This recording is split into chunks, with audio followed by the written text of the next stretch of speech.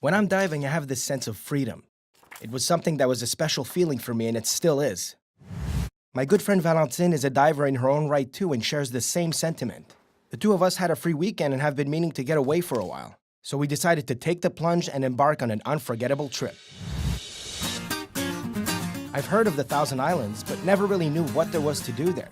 From shipwrecks to cannons that go boom, Thousand Islands is an experience not to miss. More than just cabin country, it's a destination with rich history, stunning nature, and of course, my favorite, lots and lots of water. Fire! The great thing about this trip is that I did not know what to expect about the Thousand Islands.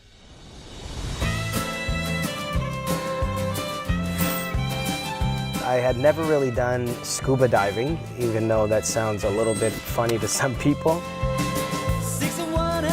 You guys Parks Canada group? We are. I'm Wayne. Wayne, very nice to meet you. Most of our diving is done on shipwrecks, from modern day steel freighters to old wooden sailing vessels. Priority one is safety, okay? Okay, it's, oh, sorry, I got the wrong.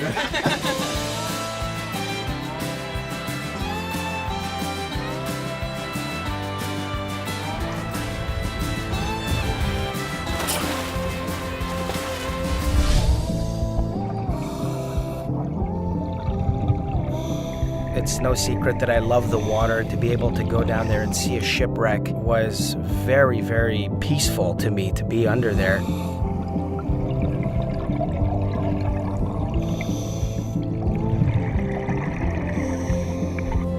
The wreck was extremely pretty. It was really impressive. It was a great dive. I'm really happy about it. I saw the boat very clearly. It's really not that deep, 25 feet. Beautiful, big beast.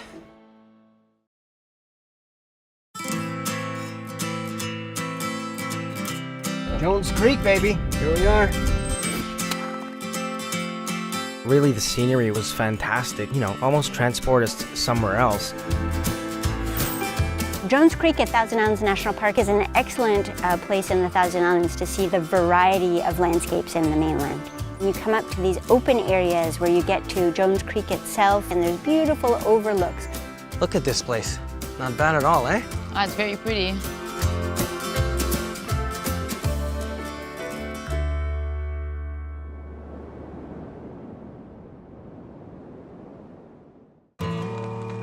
We woke up on day 2 and unfortunately it was raining. We had a nice brunch at the Socialist Pig and it just turned out that both of us were quite hungry, so it worked out well. I feel like we're in an English pub right now. That calls for 2 cold pints. Oh yeah. I'm really happy I took the salmon salad. It looks so good. Triple happy I got the chicken tacos. It looks amazingly good. I'm jealous. So, just finished a nice brunch.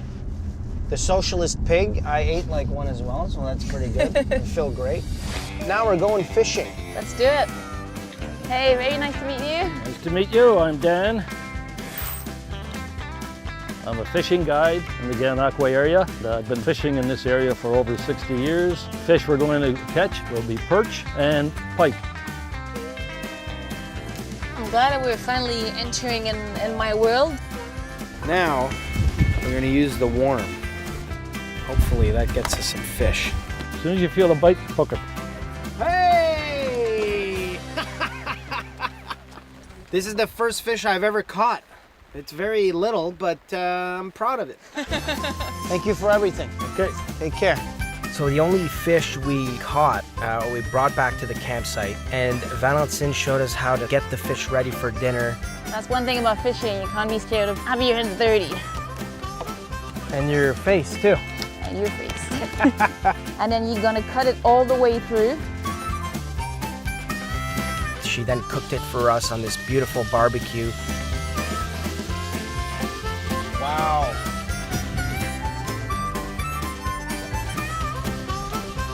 That's pretty good. We sat outside. It was a beautiful night. The rain cleared out, and then we finished it off beside the campfire.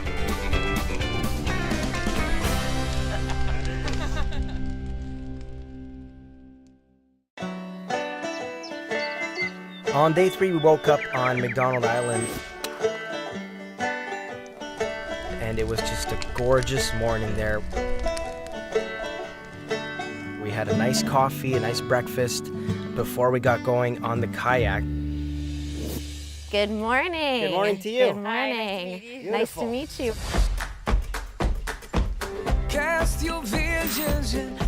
With Alex and Valentine, we went to a shipwreck beside Wellington Island. The shipwreck is called the Britain, named the Britain after the family, the Britons, who used it as a coal-carrying schooner in the late 1800s, early 1900s. It was so sunny outside, the waters were calm. We went to see the Half Moon Bay, which was beautiful, another quiet spot with a lot of history there.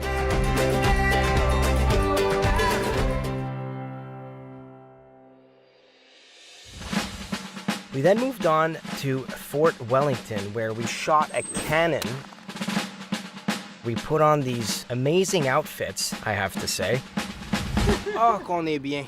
Le soleil, 4 couches de linge. This historic site was built during the War of 1812 to protect the St. Lawrence River. It was then rebuilt during something called the Rebellions period in the 1830s. So, Alex, if you'd like to take the corkscrew. Can we use that for anything else later, like a giant bottle of wine? Okay, good. All the way. All the way and in. twist it like you're opening it. Now let's see. The next command is to sponge the piece. All right, let's do this for real. I'm ready. I'm ready. Ready?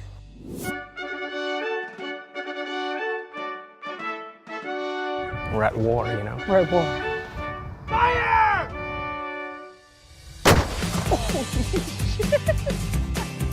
Fire!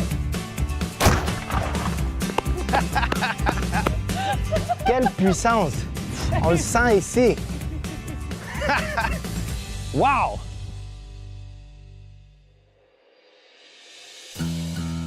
I think we deserve a little break now, right? It's a little whiskey. This is actually a historically made whiskey that is just like the whiskey that was produced right here in the town of Prescott, Ontario, back in the 1800s. Cheers. Cheers. Tastes much smoother than it smells. Then it smells. That's usually a good thing, right? Well, great scenery, great whiskey. JP, thank you very much. Thanks for coming. We ended up with a fantastic and beautiful sunset. What a great discovery it's been. We've had such great experiences. Underwater, outside of the water, in the rain, in the sun. And really have met great people along the way. The one thing that has surprised me from the Thousand Islands is that there is so much to do here. As a couple, as a group, it's making me want to come back.